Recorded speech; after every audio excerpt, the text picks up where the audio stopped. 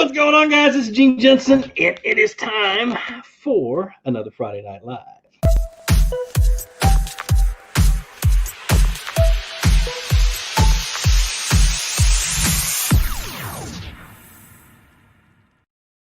All right, let's get things rocking and rolling. I just spent several hours today on the lake doing a little perch jerking, catching some bluegill. It was a lot of fun. I drowned about 100 crickets or so. Wasn't too bad, but like always, welcome everybody. And if you're listening to this on my podcast, welcome. My podcast is available on just about everything, but I think iTunes is the only one that's not available on. So if you guys are traveling or doing whatever, you can always catch this later on the podcast. I don't know how good it is without seeing my sexy face, with a little bit of hot sauce on it from eating some chicken wings. But it is what it is. What's going on, Matt Stark? Oh, man. Rome Branson, how you doing? Tim Beers, what's going on, my brother? How are you? Man, I need to find out when do me a favor, Tim, when they open up Fellsmere's boat ramp or when you hear word of the date, let me know. I'd like to plan a trip down there if I can get down there with it, but I don't know. It all depends on when it is, I guess. So welcome, everybody. Scary from Minnesota. Oh, goodness. Sean Smith, what's going on? Somebody from Indiana. Oh, man. Andy, welcome. He says he went fishing today. That's awesome. And yep, I did too. I took my accountant fishing. Matter of fact, I fed him dinner too. That's why I've got hot sauce right here.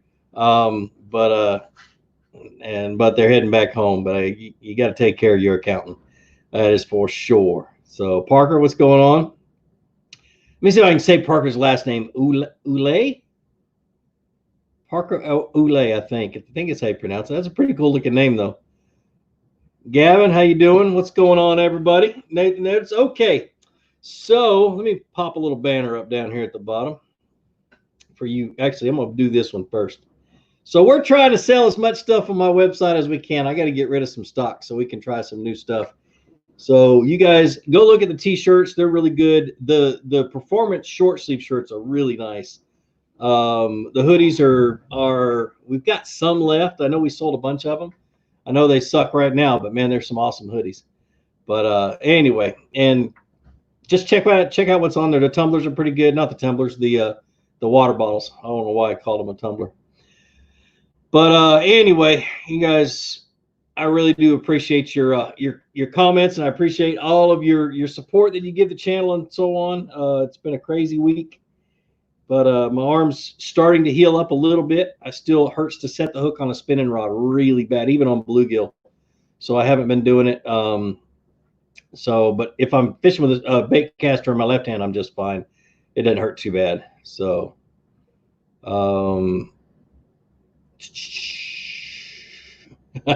Jason Baker, I got to share this. It says, so cool to keep watching you on Fridays.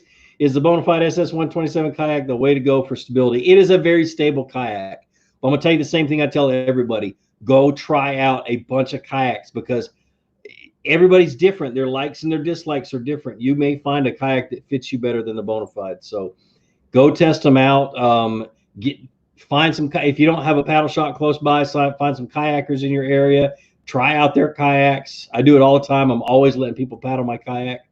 But yeah, dude, that's what I would do before I even made that decision. But yes, it's a very stable kayak. My fat butt can get up in it and stand up in it and have no problem. So Brandon John, what's up? Matthew LaRue from Arizona. How you doing, man? Man, we got a bunch of people on there. You guys are awesome. Totally awesome. But let's just do some quick question and answers. I really want to get some guests and stuff on there, but I didn't take the time to do it this week. I was going to call a couple of my buddies. I'm going to keep them all secret. Guys that are very, very well known, and I just haven't had a chance to set things up with them. I got doing my honeydew list. That's a mile long, but it is what it is.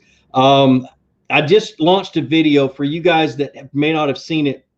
It's how to fish kayak tournaments video. I knew it wasn't going to get a whole lot of views. I'm not doing it for that, but it's a very detailed video, 26 minutes long. Holy crap. I can't believe I made it 26 minutes long, but it goes from everything so you can get started fishing kayak tournaments, which is really cool.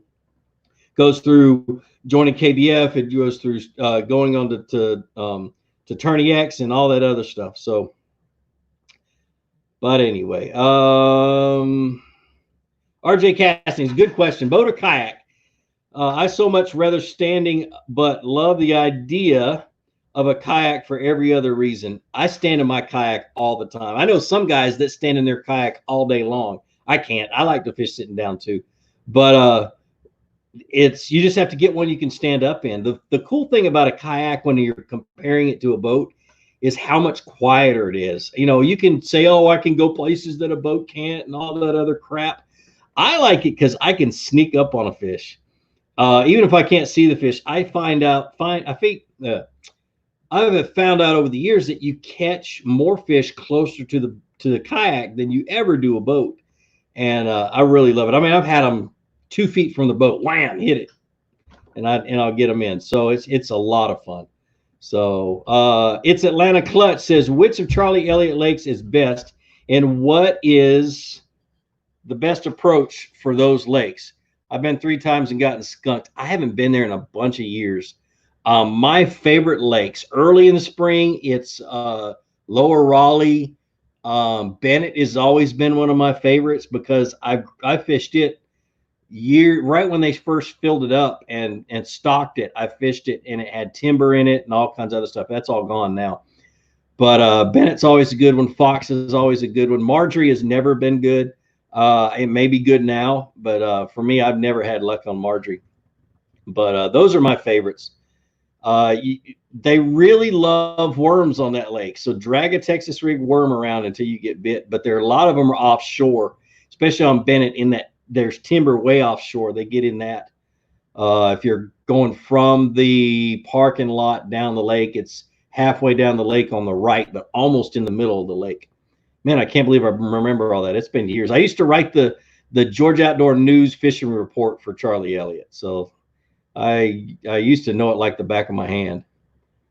But Jesus Perez says, I'm going fishing tomorrow and have a jig, but I don't know how to work it. I need the Fluke Master to help. I've got a video called How to Fish a Football Jig that you need to watch, but I'm going to kind of give you the basics real quick. Don't take it off the bottom. The reason is if you can find some hard bottom, I don't know what your lake is, and it may have lots of rock, it may have lots of clay points or hard points, but you let it sink down to the bottom and you're just drag it and shake it, but don't hop it. Just drag it and just keep dragging it and do that, and you'll catch a fish. It looks like a crawfish when you do it, and you don't see a whole lot of crawfish swimming through the water like you do fish. You want to keep it on the ground. And so and they'll hit it. But as for color, black and blue, brown, or green pumpkin are the only 3 colors that I throw. So Kathy, what's going on, girl? How are you? She says the t-shirts are really comfy. She's a super Fluke fan. I love Kathy.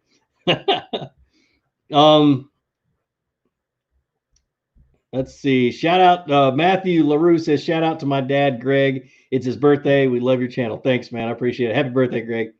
Bob, I need stickers for my new ride. Same here. My wrist is suffering with a spinning rod. Yeah, dude, it's my elbow. It's like right here. And I can't literally, if I set the hook too hard on a spinning rod, I'll drop the rod in the water because I have no power in my right hand. I hate tendonitis. Hate it. Takes forever to heal. But I'm not going to stop making videos. I just kind of had to slow down a little bit. So, but yeah, stickers they're on the website. I think they're $5 a piece. I think they're really good ones. They're the ones that are UV safe. They don't fade out. So they're really good stickers. What's my PB largemouth is 10 pounds, 12 ounces. And then my second biggest one is about 10.4. I don't trust the scales I was using. They're not way off, but they were off a little bit, but somewhere between 10 and 10.4. So have I ever fished in Kansas? I have not. Ledge tips, 3 baits to start with. A jig, a Carolina rig, and a crankbait, a deep diving crankbait are the 3 that I throw almost all the time on ledges. So what's the best rod for topwater and jerk baits? Best rod for topwater and jerk baits is a medium moderate action rod is what I use for both a top water, depending on the top water. I either use a medium moderate or I'll use a medium fast, but either one you're going to get. But the jerkbait's got to be a moderate action rod. You'll lose a lot of fish if you don't have one. So, what do I think about the Old Town Autopilot 120? Only time I've ever seen one was at ICAST last year, and I did not have a chance to play around with them because I was working in another booth. So, Andy Leonard, what brand spinnerbaits do I like? I've got two brands that I fish. One is the Mini Me from I think it's from SOB Tackle, called the Mini Me. The other one are spinnerbaits that are made by Greenfish Tackle, because I know the guys. I know they're all handmade by guys who are great tournament anglers. They don't send theirs off to Korea. They make them right there in shop. And then I have another one that is the Mega Strike Strikeback spinnerbait, which is a really good one. Lasts forever. It's just got the blades are really too big for a lot of stuff that I do. So but those are the three I keep in my bag. So Doss Powell says, just got a Vibe Shearwater and it's extremely stable. See, you got to really, like I say, you got to go try a bunch of them, because my first one I just went and bought. I bought it from Academy Sports or Dick's Sporting Goods way back before I didn't like Dick's Sporting Goods, and it was like $600. I paddled it twice, so I fished it for 2 days, and I sold it to my brother-in-law because it destroyed my back. So Patriot J Fishing, 13 Fishing is killing me with all these teasers, dude. Yeah, I've totally ignored the teasers. I've been too busy working and trying to get videos going. But the reels that are coming out are really nice. I've got to get a hold of them this next week and see if they're going to send me some early. I know they don't want anybody to see them, so they know better than to send them to me too early, because I'll have them on a video on accident, and you guys it'll all show, see them. But the baits that are coming out are awesome. I've had a ton to do with a lot of the new baits going out. I've got boxes and boxes of prototypes sitting right here on the floor that I'm not showing you, but and so 3D printed prototypes, the whole 9 yards. I've got them sitting right there, so I can't wait till those come out. So, hey Gene, do you fly fish? If so, what's your favorite fly? I don't fly fish anymore. I grew up fly fishing. I started flying ties. I started tying flies when I was about 5 years old, and the first one I ever learned was the Renegade. My favorite fly, oh man, it's hard to say. I love a Royal Wolf, but I still catch a ton of fish on a Renegade. I mean, it's a dry fly, so it's just like top water, man. It's a lot of fun, man. I've done that in a long time though. Oh, Kathy got the bottle. She says, I'm digging the magnetic latch on the water bottle. She got one of my water bottles that has a magnetic top to it, which is really cool. It just pops back on and it sticks there. I thought that was pretty neat too. So I think there's 2 different lids that come with my water bottle, or you can order with my water bottles. So 2 different types. Hey, Gene, went fishing last weekend, and the fish weren't really biting topwater, but only going for Senkos and Texas rigs. I wanted to target the big ones. So is a jig the way to go? A jig or just a bigger worm. But if they're doing Texas rigs, you can go with a bigger worm, go with a jig, go with a lizard. A lot of times a lizard will get, if they're hitting Texas rigs, a lot of the time a lizard would get the bigger bites. So I just jumped way ahead on comments, so I just accidentally skipped a whole bunch of them. If I sit here and talk a lot without going through the comments, it will jump all the way ahead to the latest comment, and I can't go back and find the ones I was using. So I try. Does the color of your kayak matter? I don't think so. I'm about to get one of the new Bonafide red ones. I can't remember what they call that color. So I'll let you know. I don't think it makes a difference, because there's so many crazy colors out there, and so many guys fish some, are great fishermen out of those crazy colors. Let's see.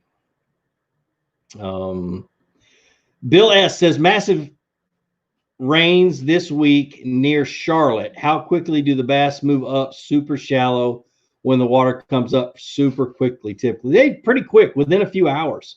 They'll move up as soon as the current will push them around a little bit, or will move them around, won't push them. but the current will move them around and they'll work their way and then they'll get up shallow. So a few hours. They may be in a funk after a good rain, though. The water temp is just getting into the 60s. What would be your top 3 baits? Chatterbait, square bill, and a chatterbait and a square bill. I think that's it. Lipless crankbait, it would be a third one. So any topwater fishing yet? I think I've caught 1, maybe 2 on top water. I really didn't get a good topwater bite during the shad spawn. Of course, the lakes I'm fishing here locally, they didn't get a great shad spawn. It was so-so. But it's coming. Frog season is for me is about to get into some. It's about to get crazy. So I can't wait till I catch a whole bunch of fish on a frog. Greg Nolan says he tore up the crappie on Monday. Let's see. Ridge Pierce says, "Hey Gene, love your channel. Thank you for everything you do. Was wondering if you have any tips for night fishing. I used to night tournament all the time. Fish night tournaments all the time. About 3 a week. Back when I was crazy, and I always fished a Texas rig and a jig, but I always made sure they had rattles on them and that kind of stuff. I don't know if that made a difference. I really don't. I fish the same things during the night that I do during the day. Those fish are amazing at being able to pick up vibration. And so a jig, a Texas rig, I would throw a spinner bait. I throw a buzz bait and a crankbait around docks that have lights on them. But really a jig and a Texas rig, I caught a ton of fish on. So don't be afraid of doing that. Another fun thing is like some type of a top water that makes a bunch of ruckus. It's a good one. But yeah, during those tournaments, I was always in a drop shot. But I mean, they can see them, believe it or not. So is there any issue with double anchoring using 2 anchor wizards front and back of the SS-127? I don't know. I wouldn't put them front and back. I mean, when you anchor down, you always want to anchor at angles. When you double anchor, you want to anchor one here and one about 45 degrees somewhere on the other side. You don't want to anchor 180 degrees because then it just causes all kind of issues if the wind's blowing and stuff like that. But I understand your question. Yeah, it's fine, dude. What I would do is I would run one on an anchor trolley and the other one off the front is what I would do. That way you can adjust that one. That a lot of times you have to do that. John Lusk, get this, guys. He says, "Do I need to send you a Clemson hat?" Josh, I had caught so many bluegill today. I had so much slime all over my hands. I would love to have a new slime towel. You can send me one in orange, and I would love to get that slime on it, man. Be great. I can use a Clemson hat for a slime towel. So go Dogs. Great week up here. Had the doors and the top off the Jeep this week and hit amazing creeks with steelhead and salmon, and have to thank you. That's awesome, man. Thank you for the inspiration to get out and fish. Awesome, Aries. Yeah, dude. And I'm jealous. I love to catch steelhead and salmon. I haven't done that since I was 19 years old.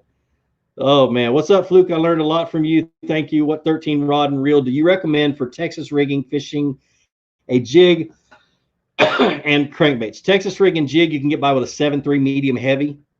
If you just want to fish like big jigs, like heavy cover jigs, you need to go to a 7.3 heavy. And then for crankbaits, square bills, smaller crankbaits, medium, moderate, deep diving crankbaits, and larger crankbaits is a medium, heavy, moderate. So that's kind of the rule of thumb. That's ideally. Can you get by with fishing that with one rod? Yes. You can fish those all in a 7.3 medium heavy. You'll just have a little bit of a different issues with setting a hook on a crankbait with one, or a fish fighting because of a lot of different issues with the how fast the rod comes back to straight. I can make a whole video about that, but that's basically it. So, whew. Trolling motor or pedal drive system for a kayak? Trolling motor. That's the wave of the future. Pedals are great, but I think that everybody with all these motor companies looking at making these trolling motors, companies looking at making trolling motors for kayaks, it's gonna be next, dude. It really is. I love it. I got a Torqeedo on the back. I got the new 1104, and it pushes my kayak at about 6.1 miles an hour fully loaded. If I unload it, it's about 6.7 miles an hour. And then, yeah, and I'm thinking about putting a spot lock trolling motor on the front. Might as well rig it out crazy, huh? Let's see. John Velasco says, do you have any jig illustrations? I don't. Or rig illustrations. I don't have any, no. So, let me see. I live in Florida and was wondering, at what point do you go from a medium heavy to a heavy power? I see lots of people just using heavies, even in open water with quarter-ounce T-rigs. Woo, I wouldn't do that. Thanks for the help. The only time I really worry about that, you can do either or, but really the only time I worry about that is when I'm fishing heavy cover. And the reason is that I want to be able to set the hook and turn that fish's head, no matter how big he is. I want to show him who's boss, and I want to turn his head towards me and get him out of that heavy cover before he starts to wrap me up in the grass or sticks or whatever it is. And I will use a heavy action or heavy power rod. Medium heavy power, I will use any other time. I enjoy flipping, pitching, casting a ton of stuff with medium heavies, a lot more than I like a heavy. So, and I would never throw a quarter-ounce Texas rig on a heavy action rod or heavy power rod. Always medium heavy or lighter. Even a medium fast action, I would throw a quarter-ounce. So, shout out from Texas. Thanks, Gary. I appreciate it. I appreciate it. I want to get to Texas here in the next few months and fish. We'll have to see. Gene, which of the new 13 fishing reels are you most excited about? The new A and the new C that are coming out are the ones that excite me the most. I actually played around with them. We were filming for the frog video on Gunnersville, and no, it wasn't. We were down in Florida this spring on Kenansville, and I had to have these covers over top of those reels during the videos and during the pictures. So, but they're pretty good, man. They're sweet. Gary says it may have more to do with your shoulder, have a problem with your elbow. Now, this is tendonitis. I've already had it diagnosed. 100% tendonitis. So, and I had it in my left arm, so I know exactly what it is. But I went to my local orthopedist, and we talked about it. So, best thing to throw on a medium light rod, mine is carbon light. Medium light, I throw drop shots, shaky heads, Ned rigs, Nico rigs, and Mojo rigs, all finesse stuff, light line techniques. So, all right. Todd Sanford, have you ever fished Hollis Latham? Is it that Latham Reservoir that's here in Georgia? I have not. I had the opportunity to fish a tournament there years and years ago, but didn't make it. So, let's see. Do you have to be standing to flip or pitch in a kayak? It helps, but I've learned how to pitch sitting down. Of course, on a bona fide, my seat's 10 inches above the deck, which is a lot higher than most other kayaks. It's a little bit easier, but it's more of a sidearm pitch than an underhand pitch. So, Joey Shannon from Facebook says, when fishing Lake Lanier, what's the best way to fish a Vixen or Super Spook from the topwater for the topwater bite? Do you have any videos that show that technique? Yes, I do. How to fish a spook is the video. I filmed it on Clarks Hill, which is a blueback herring lake, a lot like Lanier. And that's how I fish it all the time. And the cool thing about Lanier, the water gets so clear in the summertime that the fish will come out of 20, 25 feet of water to hit top water. And it is a vicious strike. I love it. But yeah, go watch that video, dude. It's spot on. So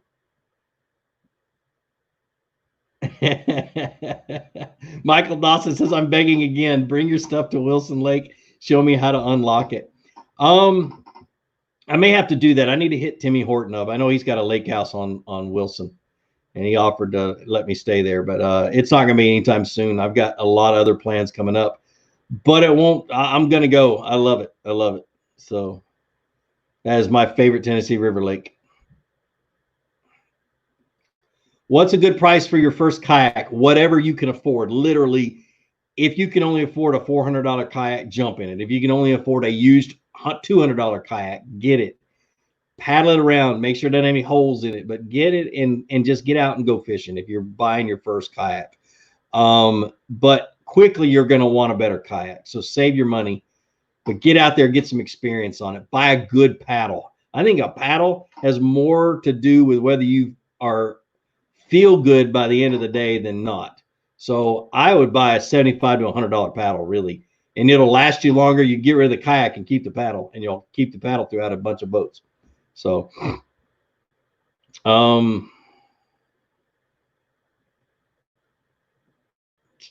let's see.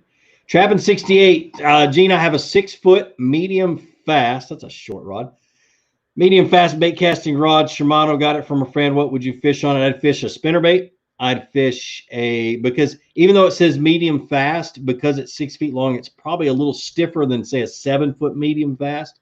So this is why I'm saying this. But anyway, a spinnerbait, a buzzbait, a Texas rig would be good, but I'd keep it 1/4 ounce. Light Texas rigs. It would be a really good dock skipping rod for that kind of stuff. Shaky head. And that's what pops into my head. I could probably make a huge list of it, but those are the ones that pop into my head.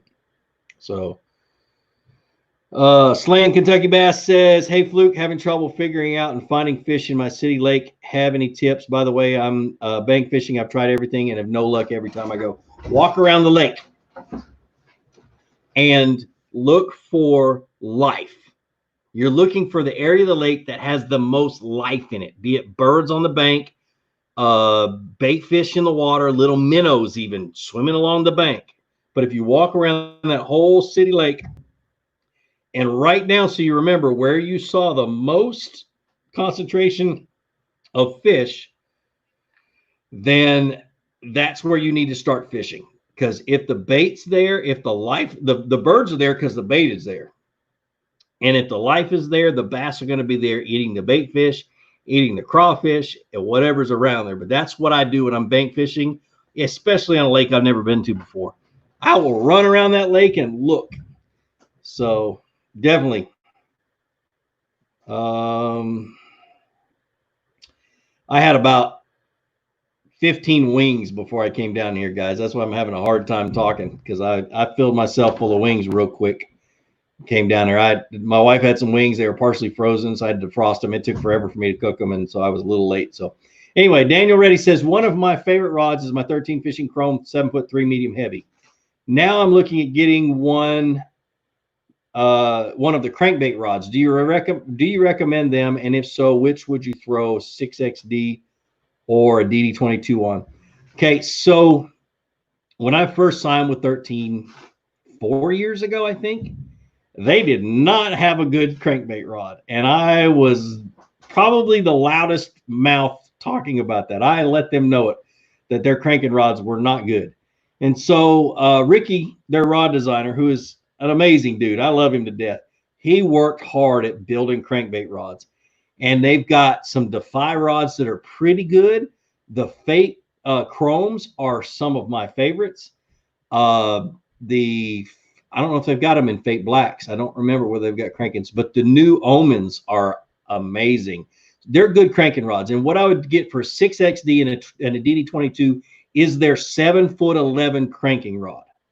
That is a medium heavy moderate, but it's got a heavy backbone, and it was made for 6XDs and DD22s, not for 8XDs, not for 10XDs, which are the giant crankbaits. Those I would fish on a medium heavy fast action rod, literally my jig rod, but definitely the 7'11" for those deep diving crankbaits. So are you in Jordan fishing the one night stand this weekend? No. I got family in town. My oldest brother, who I haven't seen in a couple of years, him and his wife and one of their kids is coming in, and so we've got family stuff, so I wasn't able to sign up for it. But we are fishing the June challenge, so which is a matter of fact, I've got to get him signed up. Kayaks for older fisher people, where stand? Hold on, everything just skipped ahead again. Where standing and sitting is difficult. This is where I would recommend a Bonafide, really, to be honest with you. If you don't mind paddling, or if you've got the money to put a motor on it, that's fine too. But the Bonafide has a 10-inch above the deck seat in the high position, and I never fish it in the low position. I don't do anything in the low position, so I keep it up in that 10-inch high position, and it's like sitting in a lawn chair. I've got an Army back. The Army destroyed my back with way too many sit-ups and too many injuries, and so I get in a lot of pain if I'm not sitting up. And that seat is super comfortable, but the best thing about it is you're well above the deck and your knees are bent, and you're able to stretch and flex and move around and stand up and stretch if you need to, and then sit back down, and it's super stable. There's not a lot of wobble. So that's where I would recommend the Bonafide. I don't think there's another one like it that has a seat that high. So Mark Stanley, shout out from Cartersville. That's where my wife is from. She grew up over around Cass White Road, went to Cass High. Let's see. Bill's S. Thoughts on Evinrude. Sad situation. I personally think, you know what? It surprised the crap out of me. I think they laid off my 2 or 3 points of contact in BRP is what they did. Is the reason I have not gotten an email from them. I wasn't contacted or anything else, which is, it is what it is. I don't mind it, but I learned it from a comment on one of my videos, and I was like, wait a minute, let me go look this up. So Evinrude's been struggling, and the COVID-19 not being able to produce motors and stuff like that pretty much ended Evinrude. So they shut down Evinrude. I was with Evinrude because BRP, who owned Evinrude, bought a Lumacraft, and I was with a Lumacraft originally. I am still with a Lumacraft. I will be with a Lumacraft if they fire me, I'll be back the next day with a Lumacraft. I love that boat. So whether I have a Mercury on it or a Yamaha or a whatever on the back of that boat, I'm going to be with an Lumacraft. So that's my thoughts personally. I think it's horrible that they had to lay off somewhere around 650 people. A couple of people I know, pretty close. They're shutting down the plant that they build my boat at, and they're moving that whole operation up to Minnesota, which I kind of like, because then I can, on my trip to Minnesota every September, I can go down and, that's when I'll swap out my boats. It'll be real easy and good for me, but that's me being selfish. It just, it's never good to do that kind of stuff, and that many people lose their jobs. So I just bought 3 Fate Blacks and the past few weeks. Loving them. Thanks for the advice. Thanks, man. Yeah, they're really good rods. They're great price. You can't beat the $100 for them. So, are 13 products good? I've always heard negative stuff about them, and one of my friends had his reel mess up the first day he bought his C. The reel side cover flew off. His C had I don't know. See, that's weird, because the C has a beetle wing side plate. I'll get to the other part, that it has a beetle wing side plate, so it doesn't fall off. It pops out and it sits there. Unless he had one of the very, very first C's that were ever made, which didn't. All of theirs have most of theirs have the beetle wing side plate now to keep that from happening. But I haven't had a lot of issues with the reels, and I have had probably over 200 of them in my hand, and I've used at least half that for 6, 8, 10 months, as much as some of them for 2 years, and never had an issue with them. But I keep mine clean. The ones that I use a lot, I keep clean. I oil and grease them. I take care of them. I don't care about the paint job. I may knock and chip the paint job up. I beat them up pretty good, but I usually make them to where at least I can make good casts. But they're good reels, dude, and they're good rods. What I've always said is that they feel like they're more expensive than what they are. And so that's my thought on 13. It's just, and every once in a while you do get a funky reel. Every once in a while you get a funky rod. I think it's like 8% or 6% of all rods made will break within the first couple of weeks, and that's a manufacturing issue. But every time I've broken a rod, it was my fault. I could trace it back to something stupid I did. And I've broken a lot of rods. But micro or regular guides, I like the medium micros. I don't like micro guides. I don't. Regulars are a little too big. They're a little too heavy, but I don't like micro guides at all. So do I throw big swim baits? If so, what are your favorites? I throw one big swim bait, and that's a bull shad. I am very, very loyal to Mike Bucca, and I have thrown a lot of other people's big baits, but the ones that I have are bull shads. Mike Bucca has been my friend since 2001, and he didn't start making swim baits until like 2008, 2009. So I am a loyal friend, and I'm a loyal friend to him. Matter of fact, I'm working on a video for bull shad, but it's going to be about how to start fishing hard swim baits. But I'm using his baits because that's what I've got. So definitely. That is the one and I love to throw his 10 and 11 inch. You don't want to see the rod I throw it on though. That thing weighs like 100 pounds. Minnesota fisherman, comment please on kayaks for older people. We're sitting. Oh, okay. I already read that one. Sorry. I'm way behind, aren't I? Ed Wolf, man. Thanks for the $2. Gosh, you guys that donate are awesome. He's late to the stream. Young and is sick. Hit the thumbs up. Yeah, dude. It stinks having a sick kid. It really is. But thanks for the $2, man. I appreciate the dono. What time of the year would you consider topwater? Thanks. Very good question, Devin. Whenever the fish are shallow and active. And how do I tell when they're shallow and active? I see a little bit of bait fish ticking on the water here and there and everywhere. And I just see more than normal action shallow. Fish swimming shallow, even if they're carp. But fish up in the shallows, messing around, bait fish up in the shallows. And that's when I'm going to grab a topwater and try it. Early in the morning before the sun hits the water, and then late in the evening after the sun goes down. And it's usually, for me, over the years, I've noticed that like when the sun is, it's about an hour before the sun goes down, the bite kind of slows down a little bit. But then once the sun gets down over the horizon, it picks back up pretty good. And then about an hour and a half after dark, it picks up even more. And so topwater is really good during that time right after the sun goes down till dark, and you can even go into late into the night fishing it. So, but water temperature, I've caught them as cold as 52 degrees on topwater, but they were shallow and they were active. Let's see. How to fish a bull shad. No, it's not going to be how to fish a bull shad. It's going to be how to fish a hard swim bait, or how to begin. Kind of like the beginner's guide of hard swim baits is what it's going to be. But I'm going to use bull shads. So, and I've got a few others. I've got like the S-Waver and that kind of stuff, but I don't consider those. You fish them totally different than you do like a bull shad or something like that.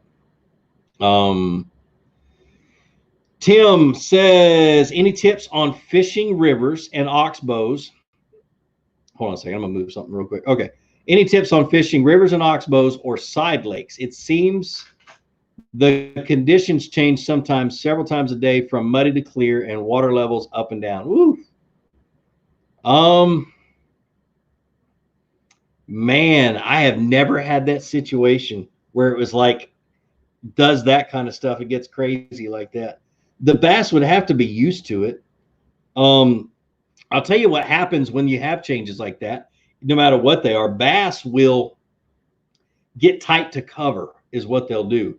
So you see stumps, brush piles, rock piles, anything they can hide in or stay close to, that's what I would concentrate on. And you'll catch a lot more fish around that type of stuff. They just feel more comfortable in that kind of stuff, especially if the water color is changing so much. So, man, that's crazy. I haven't had that situation. Let's see. Nate says, with BRP shutting down Evinrude, are you going to be getting a Mercury on the current boat or next? And thoughts on the current Evinrude? I love that Evinrude, guys. The fact that they shut down has nothing to do with how good that motor is or how bad that motor is or anything else. I don't know why. I know it's been hard for me to talk to people about Evinrudes here in the South because the Generation 1 E-Tech was not a good motor. This is the Generation 2. It's a totally different motor. It has been awesome. Whoever buys my boat after I get my new one is going to love that motor. It's still going to have a warranty from what I've read. Now, I don't know what all's changed, but anyway. And BRP signed a contract with Mercury. So I probably will have a Mercury on my boat. But like I said earlier, it doesn't matter. As long as I'm in a Alumacraft, I can have a paddle board on the back or something. I can have 2 monkeys swimming in the back pushing my boat. I don't mind. I want that Alumacraft. I love my boat. So, but Mercury, I've had a Mercury before, never, and loved it. So I'm going to be up fishing. I'm guessing he meant Lake Hartwell. Go there in northeast Georgia, and in a couple of weeks. Do you have any tips? I have fished Lake Hartwell twice. This time of the year, they're spotted bass. They're going to be offshore. They're going to be on points. They're going to be on humps. They're going to be out chasing bait fish. And so that's what I would concentrate on, is some offshore stuff. There might be some shallow early, but they'll be close to points and humps, even if they're up shallow. Sweet Lou. I love that name. That's awesome, man. Hey, Gene, got a big tournament tomorrow, 2 feet visibility. 86-degree water temperature, high pressured, 450 acre lake. Any tips? Maximum depth to try and fish? Thanks, man.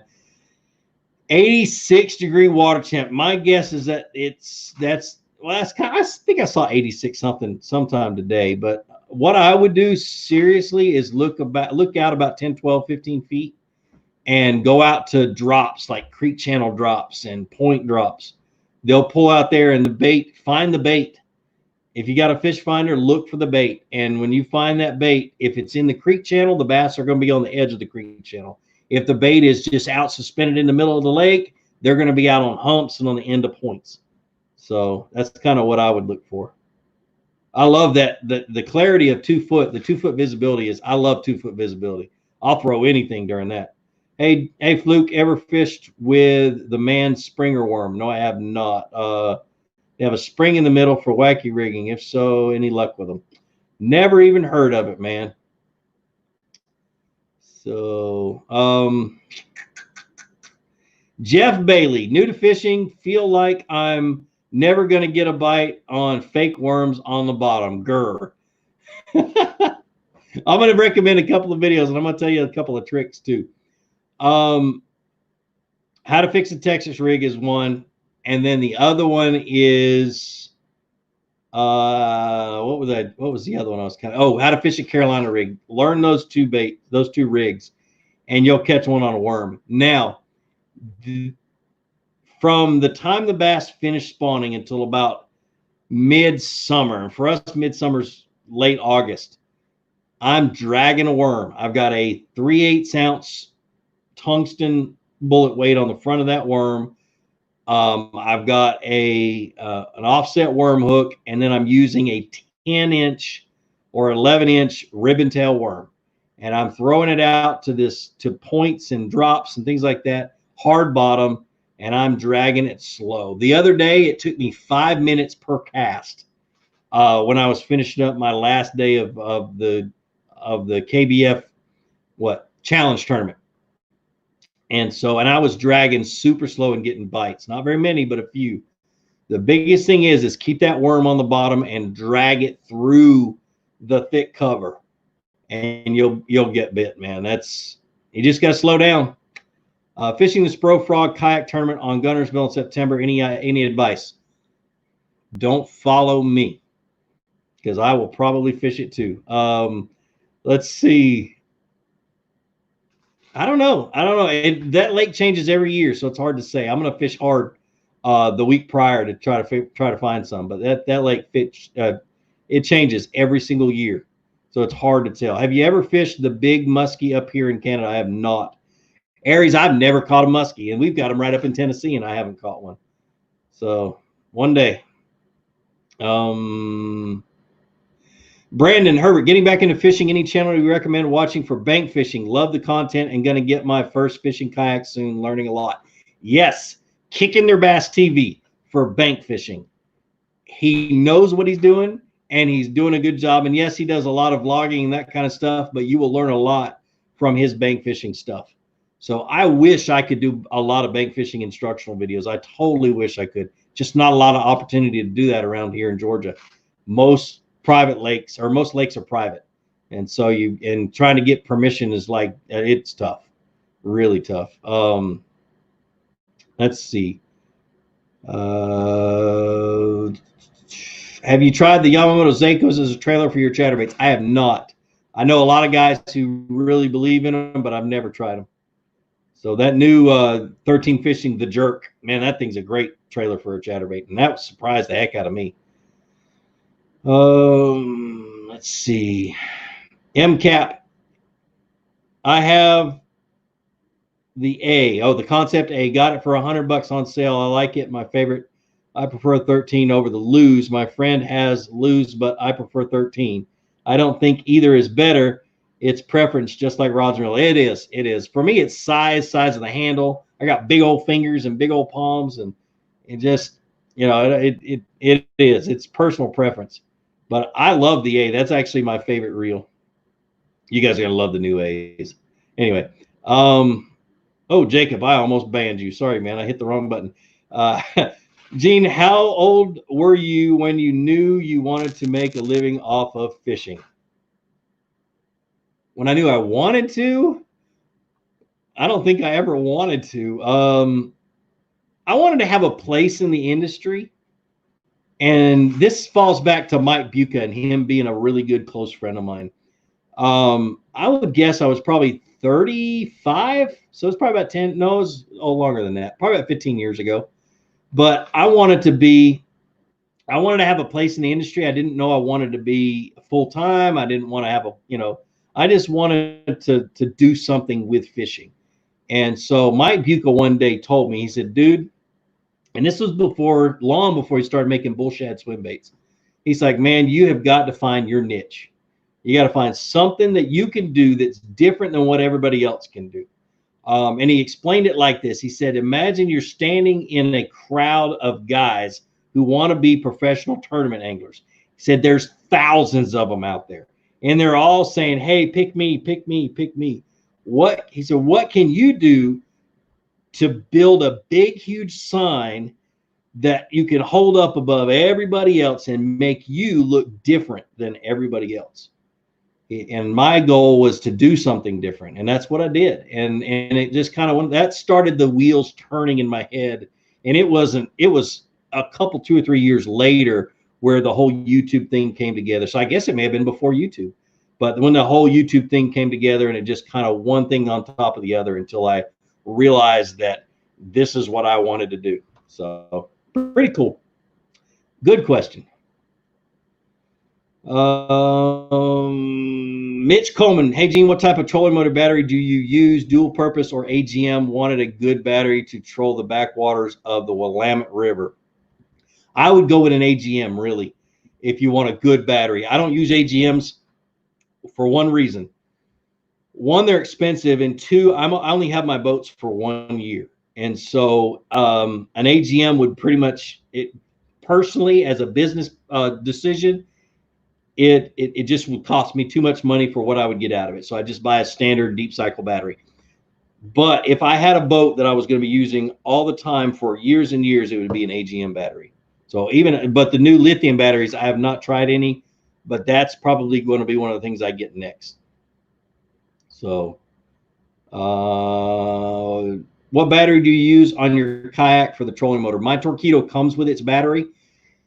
Reason being is there's a computer in that box with the battery, and that computer is a GPS, and it helps to tell me in the display on the throttle, it tells me how much further I can go on how much battery is left in that battery at the certain speed that I'm going. So I never get left out on the water paddling. I always know if I've got enough to get back to the boat ramp. So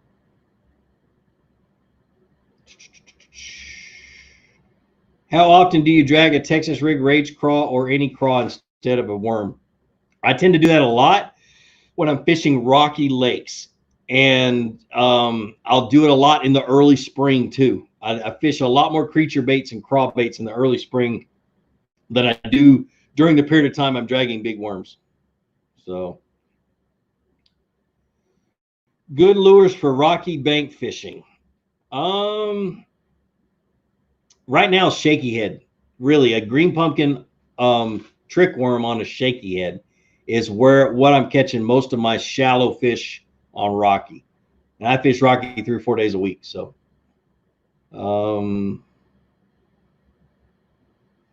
have you ever had noise on your graph when your trolling motor runs? How do you fix it? Yes, I have. And you fix it by separating, trying to figure out how you can insulate your the wire that runs from your unit to your transducer. You have to insulate it or get something around it to prevent it from getting close to the power battery on, or the power cable on your trolling motor, and you'll see that go away. It's just interference between the two. It's a magnetic field between the two is what it is. So, and usually what you do is you wrap it with some more insulation, and then you can go ahead and zip tie it to the power cable. So, why is Alumacraft better than Tracker? It is more stable. It is a softer ride in heavier waves because they have one full solid piece of aluminum that they make the hull out of. There's no welds down the center to flex. And it's that flex that causes the vibration that you feel up your backbone is what it is. It's still an aluminum boat. You still can't ride 3-foot waves at it going 60 miles an hour, but it's a lot more stable when you get that 2 and 3 foot chop with some white caps and stuff like that. You can ride on top of them with no problem with 115 horse on the back. It's got better storage. And to kind of give you for instance, the guys that own Trackers that have been in my boat, they notice almost instantly that they don't have to fish in the center of the boat. So if you're on a Tracker and you move to one side to fish, and then the guy in the back moves to one side, that same side to fish, that boat goes whoop, and you almost fall out. So you find yourself always fishing straight down the center of the boat. Well, with an Alumacraft, you don't get as much tilt. And so me and whatever big guy that wants to fish in the back of the boat can get on the same side of the boat and it doesn't tilt as much. So that's the huge differences. Another thing is the welds are a lot better on the Alumacraft. They have a guy that's an absolute artist that does all the finished welds on the boats. That's one of the biggest things I'm concerned about with the change, with them moving all of that up to Minnesota. Is that guy going to be moved up there too? Because he's amazing with the welds.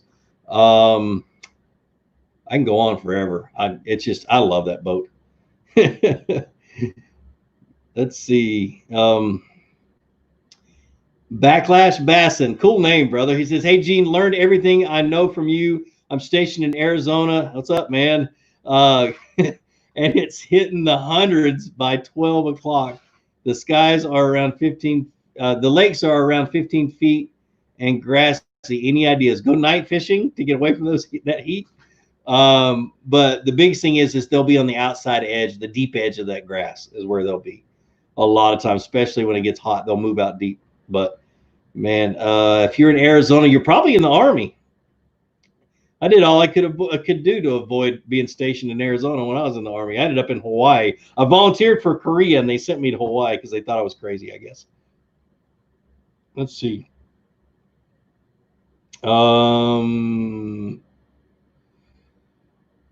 a good question. Slang Kentucky Bass says best lure technique for pressured lakes that fish a lot, that people fish a lot. My lakes here that I fish are very pressured.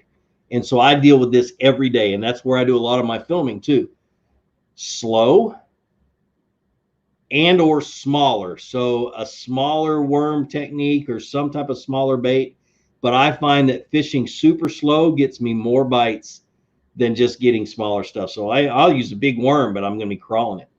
So that's the biggest thing. And then offshore, a cast or two away from the shore. Or if you're bank fishing, be willing to go find the steepest bank and fish off the steepest bank if it's safe. I'm not going to tell you to go cliff diving to go fishing, but you're looking for the steeper bank because it has deeper water close by, and that's the safety escape for bass or for any fish really. So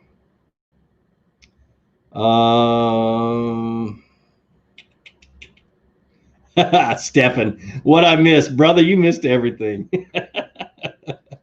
Oh man. We're almost done. Matter of fact, I got 6 more minutes. Goodness gracious, man. Welcome, my brother. Let's see. MCAP says birthday and things that like that, I'm only like a few hundred away.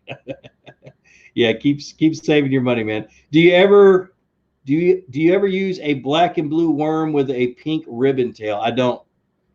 Nope. I use a black and blue, and I will dye the tail. I'll dip the tail in some Chartreuse JJ's Magic, and it makes a really cool color when it gets in the water. And I'll do that every once in a while. But black and blue, I usually just leave black and blue. So, thoughts on your thoughts about the 2021 Bassmasters Classic in Texas? Should we assume the kayak championship will be there also? The kayak championship will be there also.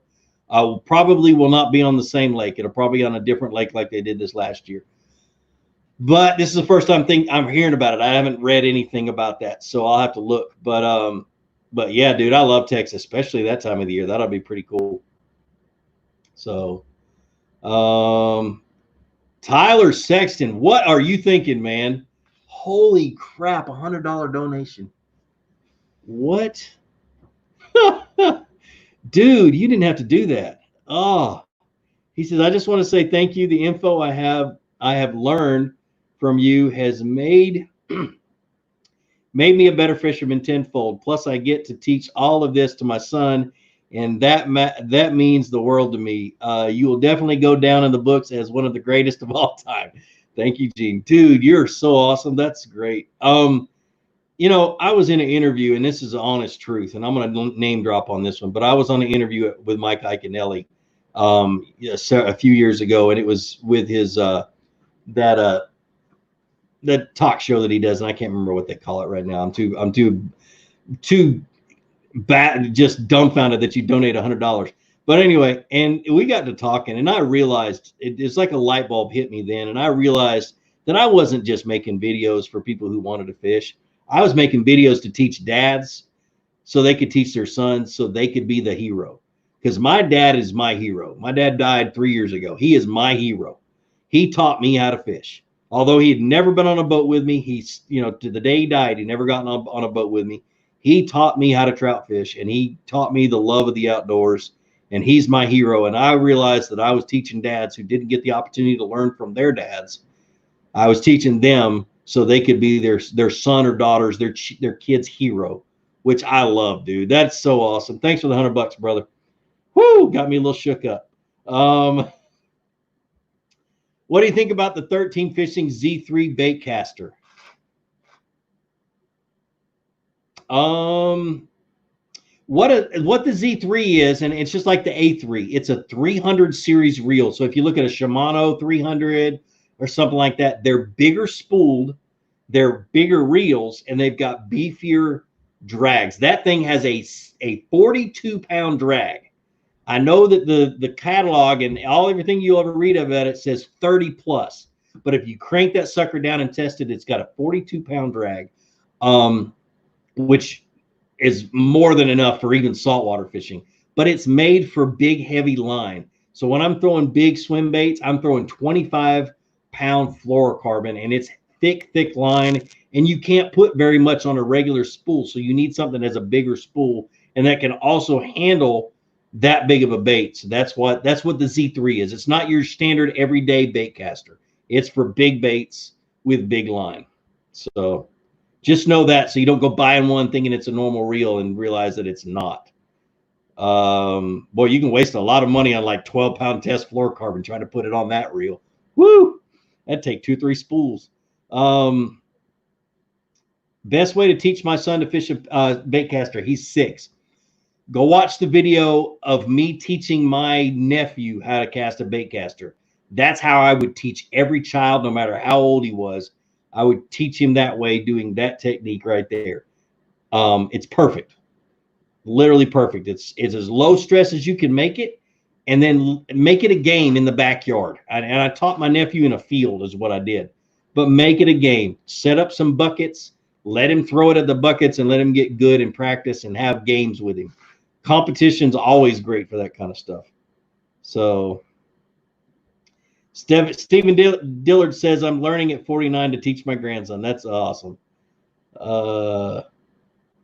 Dude, I think that's the 3rd time that Tyler's done it. Daniel, you're right, dude. You've donated $300 in like the last 2 months or 3 months. What the crud, man. I want your job. Holy cow, you're right, dude. Dude, you're awesome. Thank you. Thank you, thank you, thank you. Whoo, let's see. Flo T, what's going on? She says, I'm assuming you're a girl because it's Flo, but got some tips on trick worms. I have been doing good and was wondering if you have any tips to catch bigger bass. Trick worms are kind of an all-around worm, for me at least. I put them on Texas rigs sometimes, but I usually put them on a shaky head or a Carolina rig, and I catch really big fish on a Carolina rig and a shaky head, but a big Carolina rig especially. The biggest thing with them is I've found that you don't want to work them too fast, but don't be afraid to just shake your line while they're laying on the bottom. If you shake your line, it causes them to quiver, and a lot of times that'll be what makes a fish bite. But you got to be where big fish are in order to catch big fish. But if I'm fishing big fish with a trick worm, it's going to be on a Carolina rig or a shaky head, and they're a blast, absolutely. All right, guys, we're gonna get one more question, and then I'm gonna go up and spend some time with the family. Let's see. What are your top 2 best braided line brands? I'm sponsored by 13 or by Seaguar, and I've been fishing Seaguar since 2006. Is how long I've been fishing Seaguar. So the brand that I use is Seaguar, and I use their Abrazex. I love their Abrazex, and I've settled on it because it's smooth and it's really, really good quality, and it lasts a long time. For me, I don't like if you're choosing your braid, no matter what brand you use, I don't like it to make a lot of noise when I'm coming through the guide. I don't mind a little bit because it is braided line, but if it sounds like a chainsaw coming through the end of your rod as you're reeling it in, I don't want it. And Seaguar used to have a line that was like that, and I never used it. Same sort of thing, but I'm looking for nice smooth braid, but not too smooth, because if you get too smooth, then even when you pop your line or whatever, that line will dig into itself, and on your next cast you'll get a backlash. So too smooth is not good, and too rough is not good. And Abrazex is kind of in the middle of the road, and I really like it. Not Abrazex. Is it Abrazex? No, Smackdown. Holy crap, Smackdown is what I'm talking about. So Abrazex is the fluorocarbon that I use. All right, guys, I'm going to jump off of here. I'm sorry I didn't get to everybody's questions. Tyler, man, brother, thanks for the $100 again. Unbelievable, dude. You're awesome. And thanks for the comment. That really made my day. But I really appreciate everybody. Thanks for joining in. And have a good week fishing. Go out, try to fish slow. Challenge yourself this week when you go fishing to slow way down and watch how many fish you catch. But like I always say, be sure to introduce somebody to fishing. Introduce them to my channel. Let me help you teach them how to fish. More importantly, get out on the water, go out and catch some fish, and have a great day. We'll see you.